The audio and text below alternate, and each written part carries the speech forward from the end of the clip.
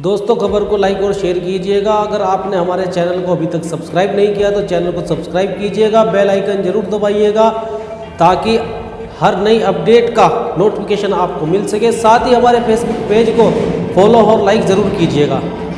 है ऐसा जालिम बाप जो 27 महीने तक अपनी औलाद के खून के आंसू अपनी आंखों से देखता रहा हो? है कोई बाप ऐसा जालिम?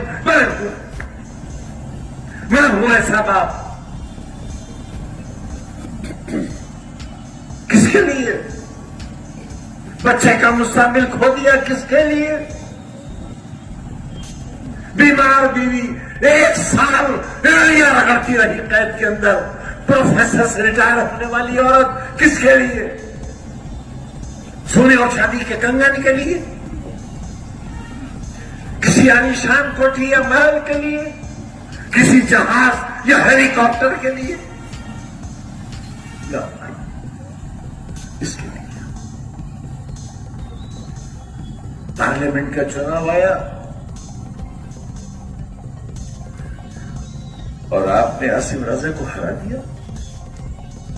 शर्म नहीं आई आपको?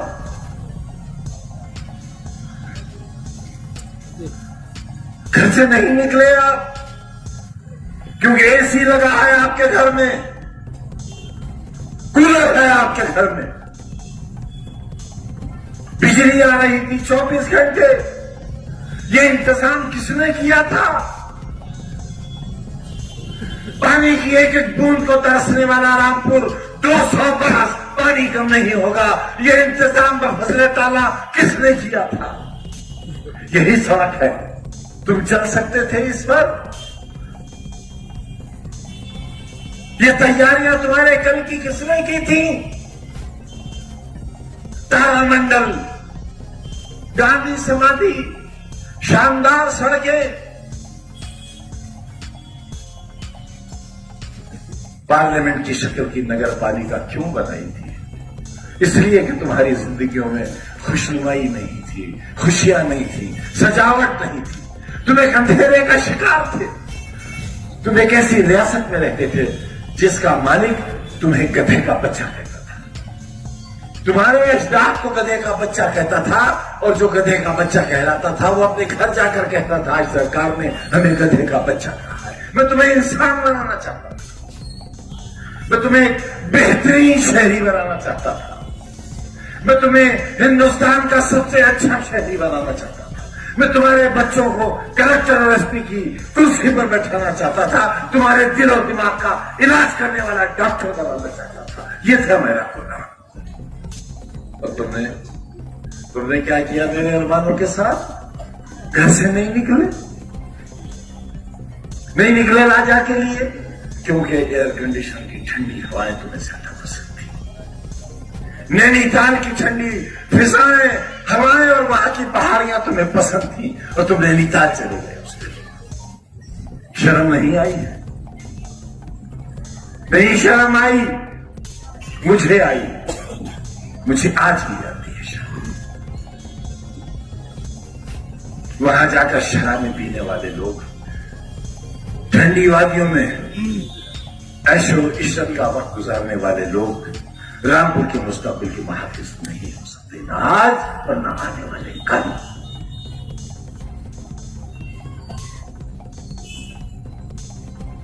फिर एक मौका है मुझे जलील करने का, फिर एक मौका है।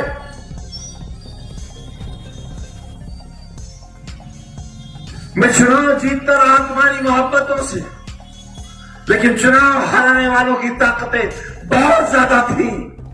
मगर क्योंकि फजल इलाही हमारे साथ था, लिहाजा फतह हमारे नाम लिखी जाती थी और दुश्मन जलीलो ख्वार हुआ करता।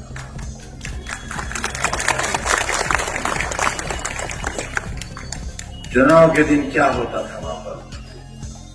किसी के मुंह से लहू बह रहा है, किसी के बाजू में छुरी लगी हुई है, किसी के खून आलूद कपड़े हैं। ये था रामपुर। और हर बार एक माहौल होता था, गिरा लिया इस बार शैतानी को, गिरा लिया मूसी को, गिरा लिया जालिम को, गिरा लिया फिरौन को। ये लक़ब दिए जाते थे मुझे। मैं तुम्हारी बस्ती का फिरौन क्या कर रहा हूं भाई? लेकिन तुम्हारे ही बुजुर्गों ने, टेक्सटाइल के मजदूरों ने, रिक्शा चलाने वालों ने और बीड़ी के मजदूरों ने मेरे आंसुओं को अपनी हथेलियों में लेकर अपने होठों से चूस लिया था। इसलिए मैं तुम्हारी नुमाइंदगी करता रहा था। कोई खुशहाल, कोई नामवर शख्स मेरे साथ नहीं था, कोई पक्के मकान वाला मेरे साथ नहीं था, कोई मोटर वाला मेरे साथ नहीं था, कोई सफेद पोश मेरे साथ नहीं था। आज ये जो कुछ नजर आ रहा है, ये मेरी 50 साल की मेहनत का नतीजा है, मेरी 50 बरस की।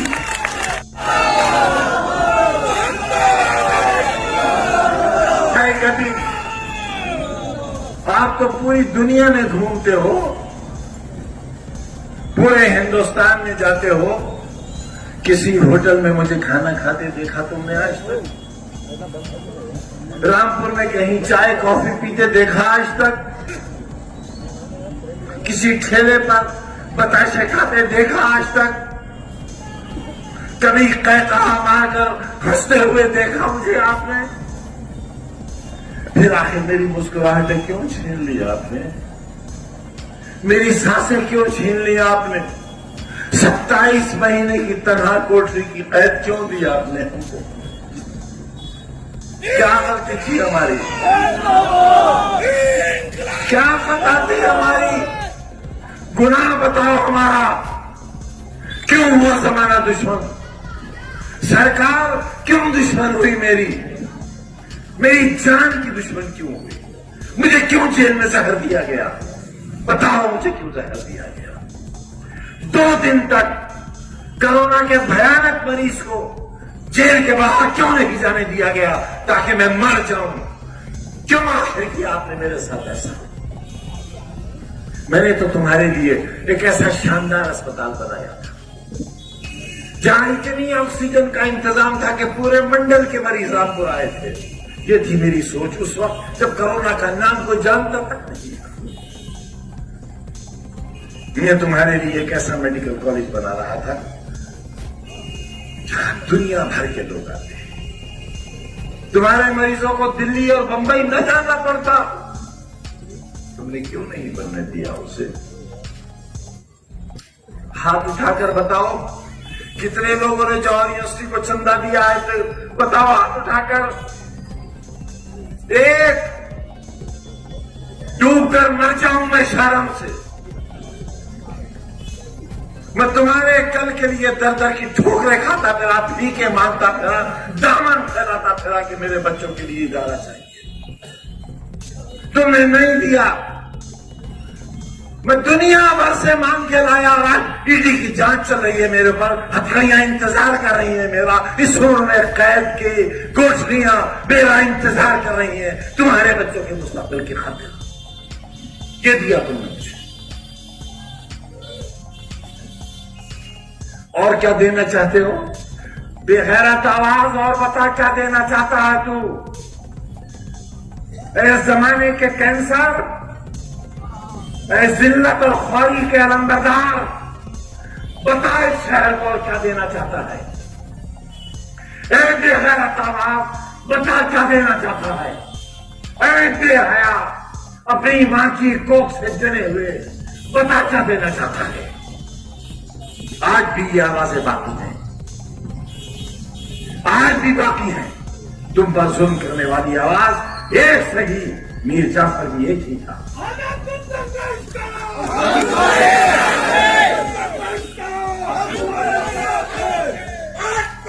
मेरी मौत चाहते हो? मेरी मौत चाहते हो? मारो मुझे, मार दो गोली यहां मुझे। खुदा की कसम वो मौत मेरी जिंदगी की तकलीफों से सस्ती होगी और अच्छी होगी। मेरे पूरे घर को मार दो। तुम्हें मालूम है जुल्म के कितने पहाड़ सह रहे हैं हम?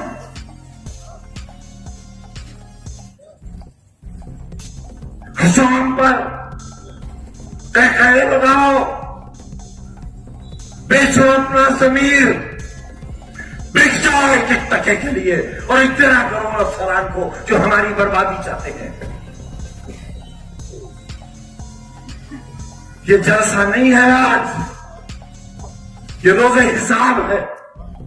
तुमसे हिसाब लेने आया हूं, तुमसे मौत मांगने आया हूं मौत के लिए। थक गया मैं इस जिंदगी से।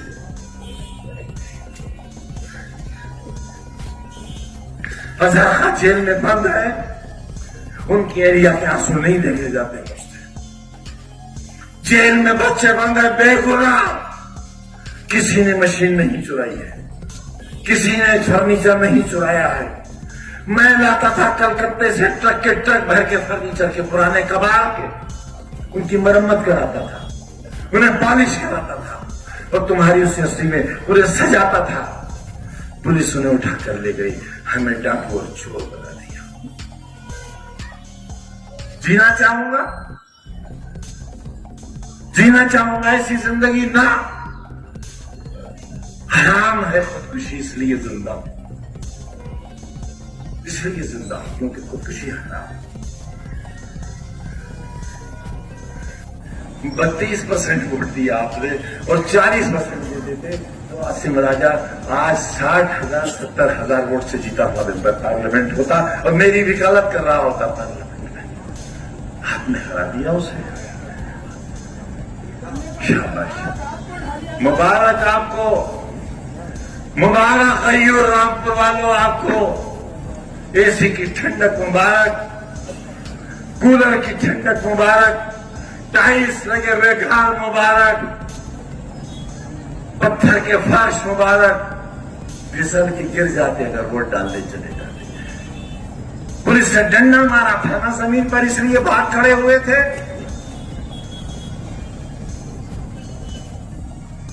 अगर एक जिस्म पर भी लग जाता मर तो नहीं जाते। मैं तुम्हारे जख्मों पर अपने दिल का खून लगाकर उनको मरहम बना देता, पर तुम घर से निकलते तो जालिमो। राजा पठान नहीं है इसलिए, इंसान तो है, इंसान तो है। तुमने एक इंसान को जलील किया है। आवाज दो, आवाज दो, इन्कलाब जिंदाबाद, इन्कलाब जिंदाबाद।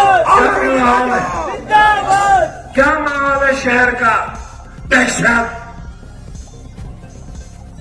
खौफ, डर, हर लम्हा जुल्म का इंतजार। ये आबादी बदनसीबों की आबादी है। पूरी दुनिया के सबसे कम नसीब लोग, मेरे लोग यहां रहते हैं, इसलिए उन पर सितम ढाया जा रहा है। मेरा दिल फट जाएगा, मेरा दिल फट जाएगा अगर तुमने बेवफाई की तो। आप मेरे साथ धोखा मत करना, मेरे पास बहुत वक्त है भी नहीं। मत करना धोखा मेरे साथ। और जान लो अच्छी तरह जान लो, भेड़िया तुम्हारे दरवाजे पे खड़ा है। अगर वो तुम्हारे घर के अंदर दाखिल हो गया, अपनी आबरूओं की हिफाजत नहीं कर सकोगे।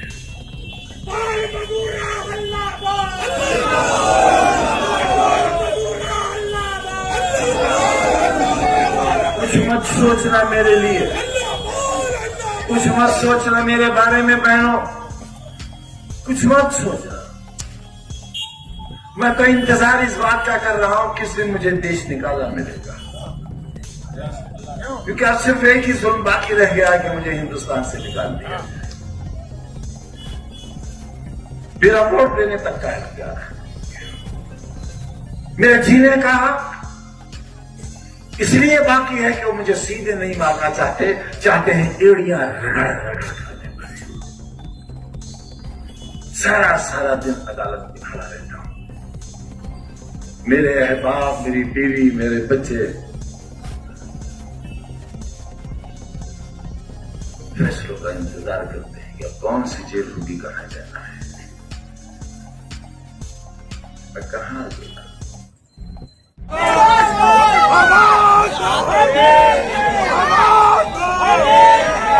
हर जुल्म की टक्कर में, हर जुल्म की टक्कर में इन्कलाब, इन्कलाब। स्टेज पर सभी मौजूद साहिबान और हमारे आपके सबके मुश्तरक उम्मीदवार आसिम राजा साहब, मेरे सामने बहुत बड़ी तादाद में नौजवानों, बुजुर्ग साथियों और मेरी बहनों और ख्वातीन मीडिया बंधुओं,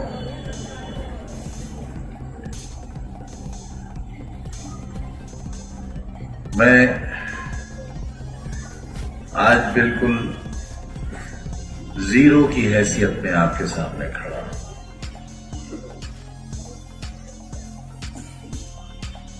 मैं एमपी नहीं हूं,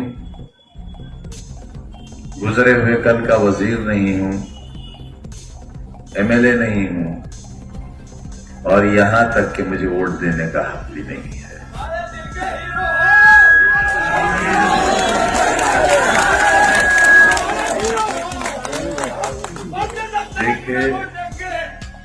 देखे थे हमने जो वो हसी ख्वाब क्या हुए, वो वादा अतरसों का ख्वाब क्या हुए। हमसे तो बहुत वादे किए थे बापू आपने, मुल्क को आजाद कराने वालों बहुत वादे किए थे और हमारे उलमा ने फांसी के फंदे चूमे थे। उनकी कुर्बानियां इतनी थीं कि गड्ढे पट गए थे और टीले बन गए थे उनकी लाशों से। उनकी हवेलियों के दरवाजे उनकी लाशों से सजा दिए गए थे। एक मीर जाफर ने किले का दरवाजा खोल दिया था और वक्त का टीपू सुल्तान अपने तमाम साथियों के साथ शहीद हो गया था। ये वो दिन था जब अंग्रेज हिंदुस्तान में दाखिल हुआ। तारीख फिर अपने आप को दोहराती है। बहुत नाराज रहते हैं आप लोग हमसे। आपसे मुराद आप नहीं, वो लोग जो मुनाफिक, जो अपने आप के दुश्मन हैं, अपने कल के दुश्मन हैं, अपनी नस्लों के दुश्मन हैं।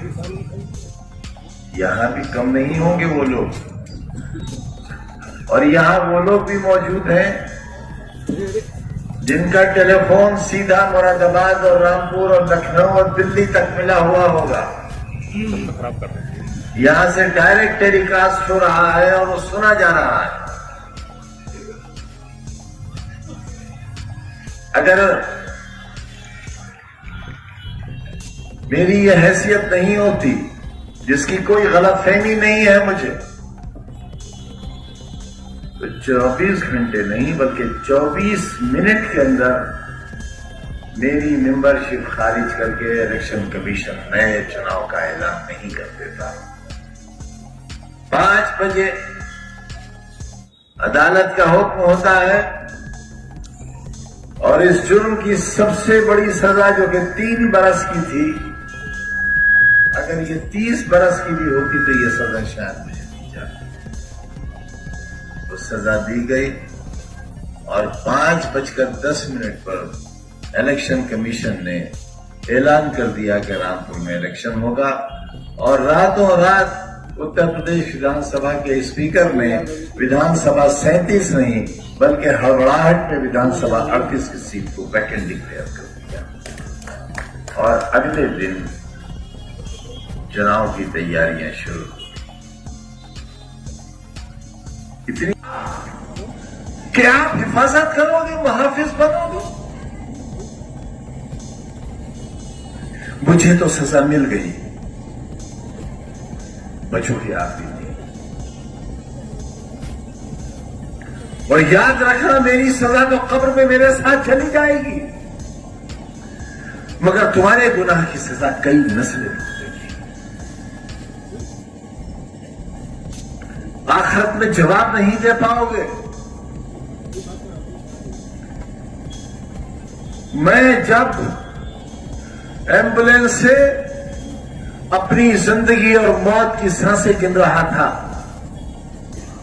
और सीतापुर जेल से मुझे निकाला गया था, ये सोच करके मैं जेल के अंदर न मर जाऊं, सीतापुर की सरहदों के बाहर जाकर, उस वक्त भी ये कलम मेरी जेब में लगा हुआ था। यही कलम था,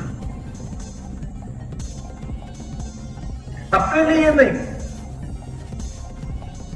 तुम्हारे बच्चों के लिए। मैं तो पढ़ चुका, मेरे गुनाह की कितनी सजा दोगे आप। मैं एमपी नहीं रहा इसलिए कि मैंने ये सोचा था कि हुकूमत आ जाएगी और मैं उस अंधेरे को एक बार फिर उजाले में तब्दील करने की मौला के करम से कोशिश करूंगा जो रह गया। उम्मीद थी कि सरकार बनेगी, यकीन था सरकार बनेगी, ना उम्मीद पूरी हुई ना यकीन पूरा हुआ, सरकार नहीं बन सकी।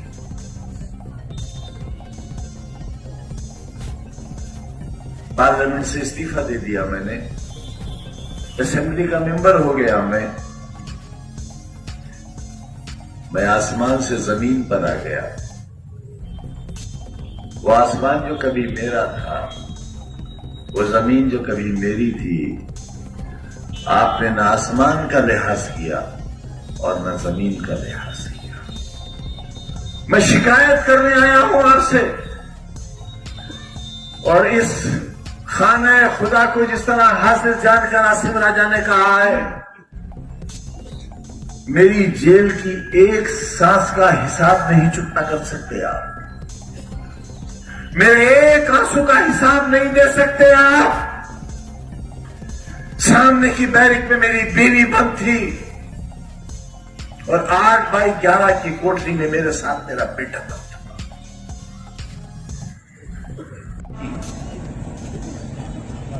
क्यों आखिर क्या गुनाह है मेरा?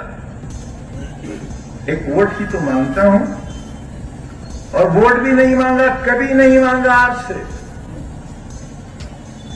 कभी नहीं कहा मुझे वोट दो, हमेशा कहा मेरा साथ दो। मैंने बाजू फैलाकर आपको अपने बाजू में समोना चाहा, इसलिए कि आप मेरे दिल की धड़कन हो, मेरा ख्वाब हो।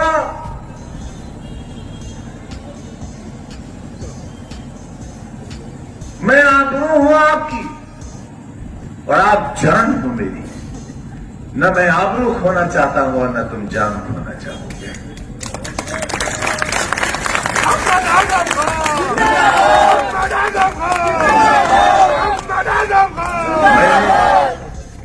बड़ी मेहनत से तुम्हें पार्लियामेंट की सीट जीत कर दी थी। किससे जीती थी मैंने? हिंदुस्तान की एक बहुत मशहूर फिल्म अदाकारा से, जिनका बहुत ग्लैमर था रामपुर में। 2 बार की सांसद रही हुई, उत्तर प्रदेश में भाजपा की सरकार, केंद्र में भाजपा की सरकार। इसके बावजूद आजादी के एक लंबे सफर में 1947 के बाद आपकी झोली में लाकर डाल दी थी ये सीट, तकरीबन 1.5 लाख वोटों से जीतकर। और उस वक्त जबकि 1.5 लाख वोटों की बेईमानी भी हुई, मगर आपने उसकी कदर नहीं की, ठोकर से मार दिया आपने उसे।